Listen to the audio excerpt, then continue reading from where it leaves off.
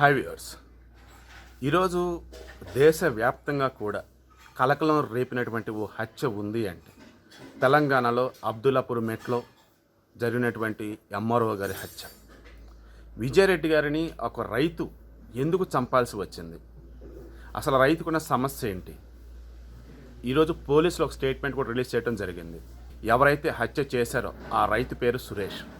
అతను ఎందుకు హత్య చేశాడు అంటే తన భూమికి సంబంధించేసి రిజిస్ట్రేషన్ పర్పస్ భూమికి సంబంధించి పట్టా ఇవ్వాలని ఎన్నోసార్లు ఎంఆర్ఓని కలిశాను. కానీ ఆ భూమి వివాదాల్లో ఉందని, ఆల్రెడీ జ్యుడిషియల్గా దానికి సంబంధించేసి కొన్ని ఇష్యూస్ ఉన్నాయని, కాబట్టి ఈ టైంలో నేను ఇన్వాల్వ్ కాలేనని విజయారెడ్డి గారు చెప్పినట్టు, దానితో విసుగొచ్చేసి ఆమెని హత్య చేసినట్టుగా పోలీసుల స్టేట్మెంట్లో ఈరోజు పేర్కొని వాళ్ళు బయటకు ఇవ్వటం జరిగింది.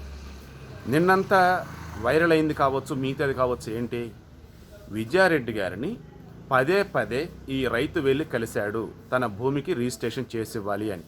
కానీ విజయారెడ్డి గారు లంచం డిమాండ్ చేశారని, తన ప్రత్యర్థులతో ఆమె కలిశారని, తన ప్రత్యర్థులతో కలిసి తనని ఇబ్బంది పెడుతూ ఉన్నారని, దానివల్లే నేను ఆమెని చంపాల్సి వచ్చిందని, అంతకుముందు కూడా ఆమెతో అరగంట సేపు నేను డిస్కస్ చేసిన, ఆమెతో రిక్వెస్ట్ చేసిన ఆమె వినలేదని, చివరికి ఇంకా చంపాల్సి వచ్చిందని, ఇది నిన్నంతా కూడా వైరల్ అయింది.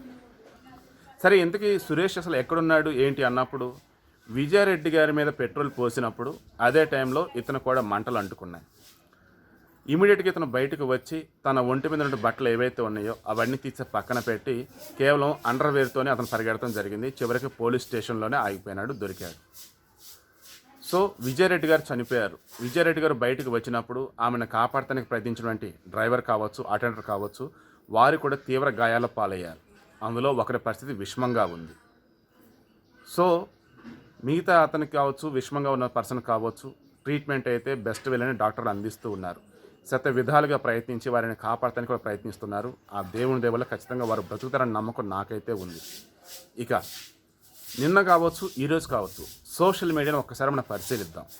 సోషల్ మీడియాలో ఏం వైరల్ అవుతూ ఉన్నాయి, పదే పదే ఏం ఇష్యూస్ నడుస్తూ ఉన్నాయి అన్నప్పుడు ఒకే ఒక అంశం. పంట పండించే రైతు, 10 మందికి అన్నం పెట్టే రైతు ఈరోజు ఒకరిని చంపేదాకా వచ్చింది అంటే కేవలం అది ప్రభుత్వం యొక్క వైఫల్యం కాదా? అతను ఎంత ఇబ్బంది పడ్డాడు, ఎన్నిసార్లు ఎన్ని రకాలుగా అతను ఆ ఎంఆర్ఓ ఆఫీస్ చుట్టూ తిరిగి తిరిగి చివరికి కాళ్ళు అరిగిపోయి ఇంకా మనోవేదన భరించలేక ఆమెను చంపాల్సి వచ్చింది అన్నటువంటి ఇష్యూని అంత హైలైట్ చేస్తున్నారు. విజయారెడ్డి గారి హత్యని ఖండిస్తున్నారు, కానీ రైతును సపోర్ట్ చేస్తున్నారు. నిజంగా ఈరోజు సమాజం ఎటుపోతుంది ఏంటన్నది కూడా అర్థం కాని పరిస్థితి. ఎందుకు ఈ రకంగా జరిగింది ఏంటి అన్నప్పుడు మనం ఏం సమాధానం చెప్దాం? చట్టాలకి ఓకే అని చెప్దామా, లేదంటే మనుషుల యొక్క మనోవేదనకి ఓకే అని చెప్దామా, లేదంటే మన సమాజంలో ఏది చేసినా చెల్లుతుందని చెప్దామా? ఏది చెప్దాం? ఈరోజు ఒకే ఒకటి మనం ఆలోచించాలి. ఎవరైతే రైతు అతను ఒక ఎంఆర్ఓని చంపడం అసలు కరెక్టా? నిన్న మంత్రి సబితేందర్ రెడ్డి ఒక మాట అన్నారు. ఏమన్నా ఇష్యూస్ ఉంటే ప్రభుత్వ అధినేతలు కావచ్చు, లేదంటే ప్రభుత్వ పెద్దలు కావచ్చు, పై ఆఫీసర్స్ కావచ్చు, వారికి చెప్తే బాగుంటుంది. అంతే తప్ప ఇలా సొంతంగా నిర్ణయాలు తీసుకుంటే ఎంతవరకు కరెక్ట్? ఇది తప్పు అని ఆమె చెప్పారు. నిజమే, ఎంతోమంది రైతులు తమ పొలంలో ఆత్మహత్యలు చేసుకుంటూ ఉన్నారు. పురుగుల మందు కొడితే ఆ పంటల్లో పురుగులు చనిపోవటం లేదని, ఆ పురుగుల మందు తాగి తామే ఎంతోమంది చనిపోయారు. పంట కౌలుకు తీసుకొని సాగు చేస్తే ఆ సాగు చేసిన తర్వాత వచ్చిన పంటకి మద్దతు ధర లేక పంటని రోడ్డు మీదే వదిలేసి ఆ పొలంలో వెళ్ళి చెట్టుకు ఉరేసుకొని చనిపోయిన రైతులు ఉన్నారు. డబ్బు ఉన్నా లేకున్నా భార్య పుస్తలు తాకట్టు పెట్టి ఉన్న ఎద్దులను కూడా అమ్మేసి ఉన్న డబ్బులతోనే తన సొంత పొలంలో వ్యవసాయం చేసి బతుకుదామనుకున్న రైతన్న చివరికి ఆ పొలంలోనే ఉరేసుకొని చనిపోయిన సంఘటనలు మనం చూసాం. ఎందుకు? పండించిన పంటకు గిట్టుబాటు ధర లేక. అదేవిధంగా నకిలీ పురుగు మందులు, నకిలీ ఎరువులు, ఇలా ఎన్నో సమస్యలు నిత్యం రైతులను ఎదుర్కొంటూనే ఉన్నారు. ఆ రైతులకు సంబంధించేసి సంఘీభావం చాలామంది తెలుపుతూ ఉంటారు. వారు చేసే ధర్నాలు కావచ్చు, నిరసనలు కావచ్చు. కానీ అదే రైతు పంట అమ్ముదామని రోడ్డు మీదకి వస్తే ఎంత తక్కువకి ఇస్తావు, ఏంటని చెప్పి బార్గెన్ చేస్తూ ఉంటారు. అదే సూపర్ మార్కెట్లో అయితే ఎంఆర్పి ఎంత ఉంటే అంత కొంటూ ఉంటారు. పలానా సూపర్ మార్కెట్లో నేను కొన్నానని చెప్పి గర్వంగా చెప్పుకుంటారు. సో రైతు పడే బాధలు ఈ రకంగా మనం నిత్యం చూస్తూనే ఉన్నాం. ఈరోజు అసలు విషయానికి వద్దాం. ఏదైతే ఈరోజు రైతుకు సపోర్ట్ చేస్తూ ఉన్నారో వారంతా మీ సోషల్ మీడియాలో ఏం సర్క్యులేట్ చేస్తూ ఉన్నారు అంటే, కొంతమంది అంటున్న మాటలు చాలా బాధ కలిగిస్తున్నాయి. కానీ మీకు చెప్పాలి కాబట్టి నేను ఇప్పుడు తెలియజేస్తున్నాను. వాళ్ళు ఏం పెడుతూ ఉన్నారంటే, లంచం డబ్బులు ఏవైతే అడిగారో ఆ లంచం డబ్బులతో ఈరోజు ఆమెకి కర్మకాండాలు జరిపించడానికి కొంతమంది, మరికొంతమంది పంట పండించే రైతుకి కడుపు రగిలితే ఏ రకంగా ఉంటుందో చూపించడానికి ఇంకొంతమంది, మరికొంతమంది రైతు పంట పండించటమే కాదు మనుషుల ప్రాణాలు తీయటం కూడా తెలుసని చూపిస్తున్నారని ఇంకొంతమంది.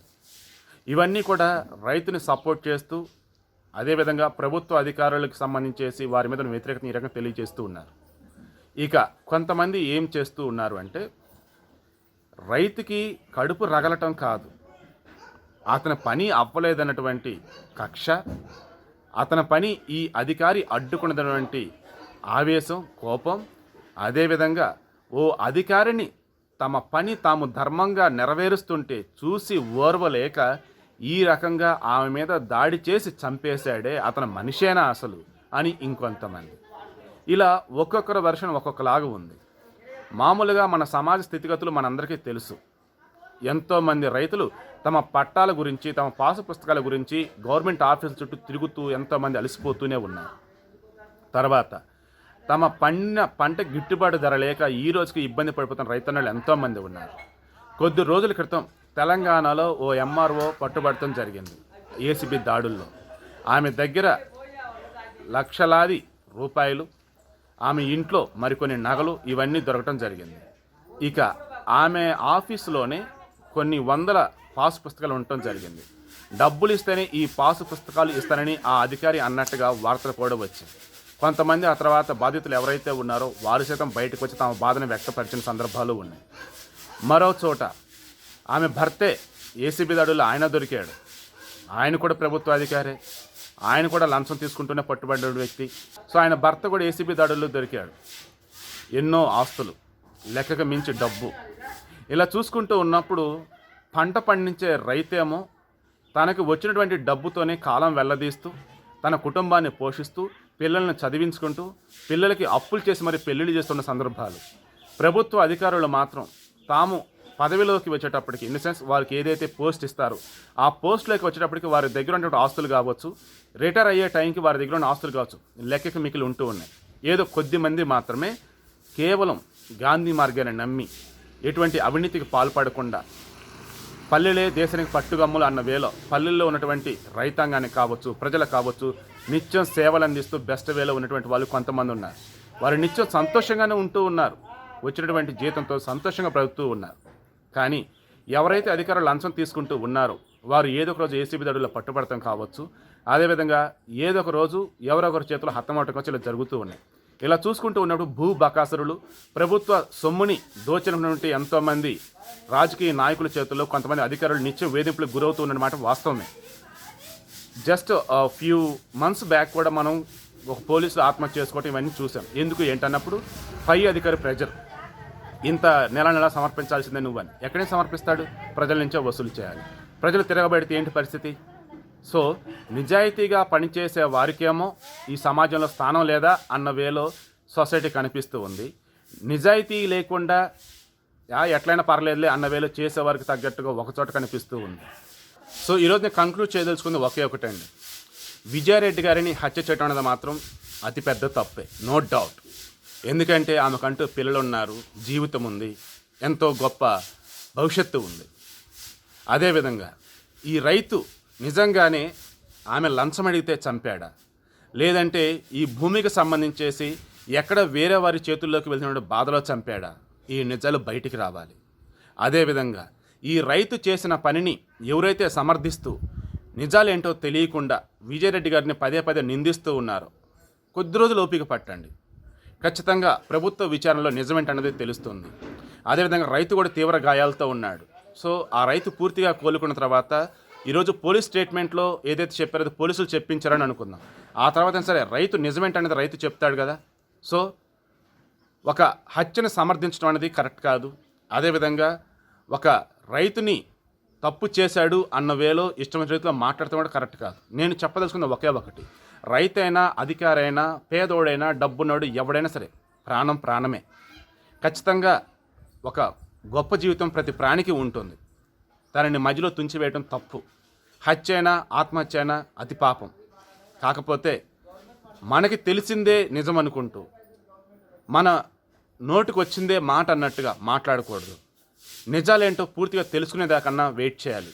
అప్పుడే మనం మాట్లాడటం కరెక్ట్గా ఉంటుంది. అదేవిధంగా ఆవేశంతోనో ఆలోచన లేకుండానో ఎవరూ మాట్లాడకూడదు. నేనైనా ఎవరైనా కొద్ది రోజులు ఓపిక పట్టండి, నిజాలేంటో తెలుస్తాయి.